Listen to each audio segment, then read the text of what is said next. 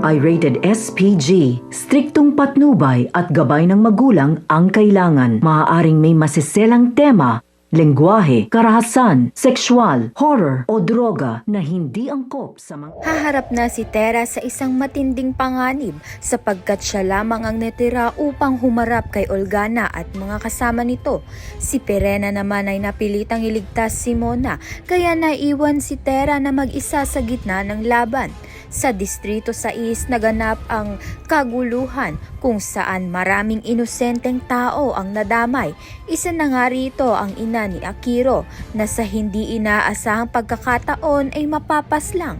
Hindi nagawang tulungan ni Tera ang ina ni Akiro sapagkat wala pa siyang kakayahan mapagamot ang iba. Ito na nga ba ang dahilan upang lumayo na ang loob ni Akiro sa kanya? Samantalang sa kabilang banda naman, sa kalagitnaan ng laban, buong lakas ni Olgana ang ibinuhos niya upang wakasan ang buhay ni Tera. Halos mawala na siya ng pag-asa, ngunit sa tamang oras ay dumating si Pirena. Sa kanyang pagdating, nailigtas niya si Tera ng makatagumpay at doon tuluyan nang natapos ang kasaysayan ni Olgana dahil si Pirena ang tumapos ng buhay ni Olgana. Kaya naman nga tiyan at iba pa ang dapat nating pakaabangan. Maraming salamat sa iyong panonood.